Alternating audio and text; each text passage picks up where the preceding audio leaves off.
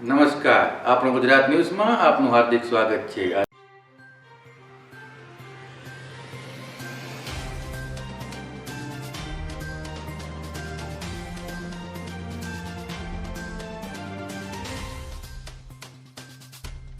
तात्या टोपे। जैसे Robert Clive east India company में एक लिपिक बनकर हिंदुस्तान आया था और यहाँ आकर घटना चक्र में पड़कर वह एक बड़ा सेनापति बन बैठा, कुछ ऐसा ही हाल नाना साहब ढूंढीराज पंत के कार्यालय के लिपिक के काम पर नियुक्त तात्या टोपे का हुआ। तात्या टोपे भी सन 1857 के महासंग्राम का एक प्रमुख सेनानायक बना। अंतर केवल इतना था कि क्लाइव ने प्लासी की लड़ाई नवाब सिराजुद्दौला के सेनापति मीर जाफर को रिश्वत देकर जीती थी। तात्या टोपे ने अंग्रेजी फौजों को कई महीने तक नचाने का यश रणकौशल से प्राप्त किया था। नाना साहब का दायां हाथ।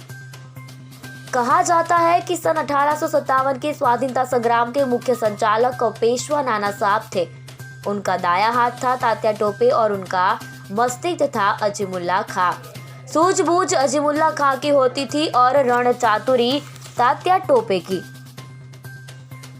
जब सन 1857 का संग्राम शुरू हुआ तो तात्या टोपे ने ग्वालियर के नरेश जयाजी राव सिंधिया से नाना साहब के पक्ष में आ मिलने के लिए कहा था, परंतु सिंधिया इसके लिए तैयार नहीं हुआ, टाल मटोल करता रहा।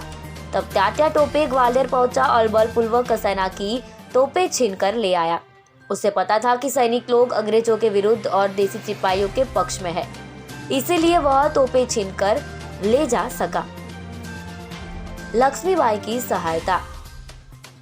तात्या टोपे ने झांसी की रानी लक्ष्मीबाई की बहुत सहायता की।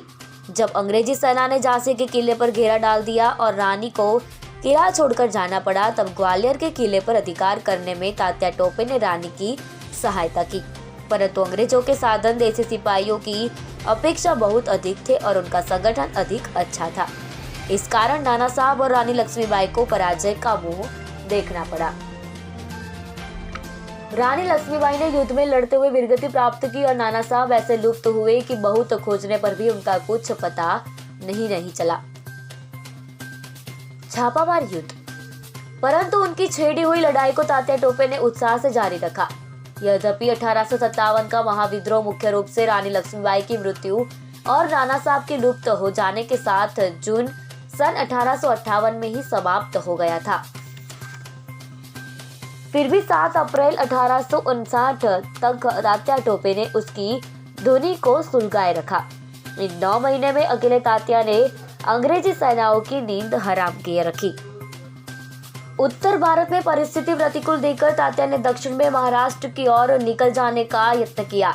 अंग्रेज जानते थे कि यदि वह दक्षिण में पहुंच गया तो उसे भारी जान समाप्त समर्थन प्राप्त हो जाएगा, इसलिए कर्नल होम्स और जनरल ड्राफ्ट्स ने उसे उधर जाने से रोकने में सारी शक्ति लगा दी।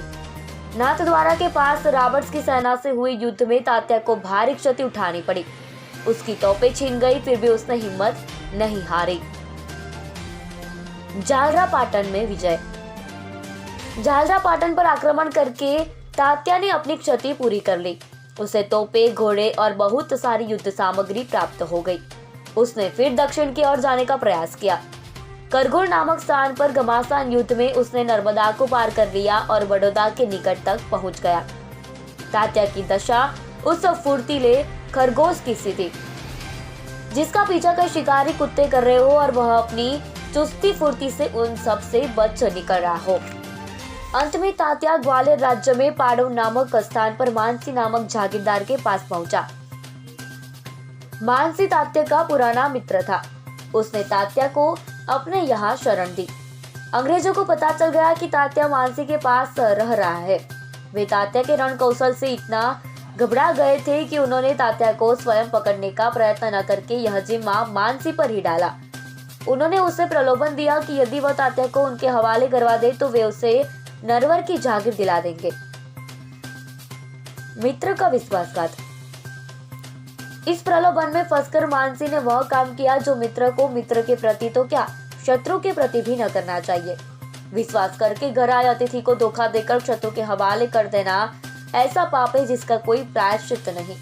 पर मानसी ने वही किया।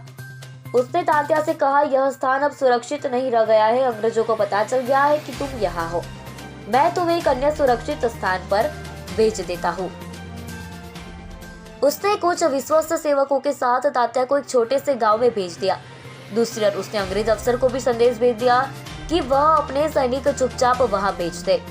जब तात्या निश्चिंत होकर सोया हुआ था तब अंग्रेज सैनिक वहां पहुंचे और 17 अप्रैल 1859 को उन्होंने तात्या को गिरफ्तार कर लिया। अंग्रेजों ने तात्या पर अंग्रेजी शासन के विरुद्ध युद्ध करने का मुकदमा चलाया। पता नहीं इस मुकदमे का कुछ अर्थ था या नहीं, पर तात्या को फांसी की सजा सुनाई गई। तात्या को मृत्यु से भय नहीं था। वह निर्भीक शांत भाव से फांसी के तख्ते पर चढ़ा और फांसी का फंदा इस प्रकार अपने गले में डाल दिया मानो कोई फूलों की माला पहन रहा हो।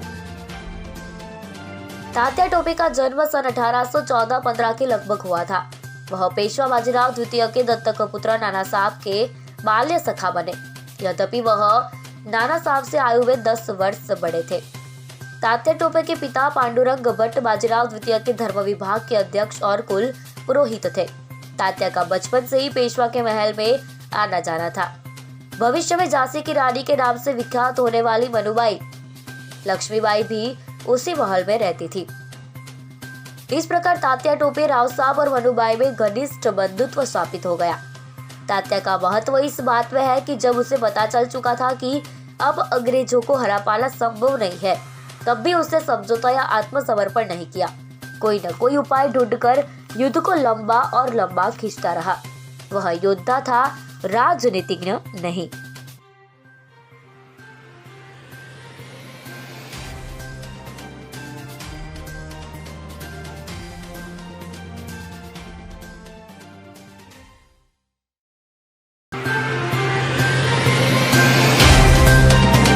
तो व्हाट्सएप, ट्विटर, फेसबुक, इंस्टा जहाँ भी आपका अकाउंट है, इसे शेयर बटन के द्वारा वहाँ पर शेयर करें।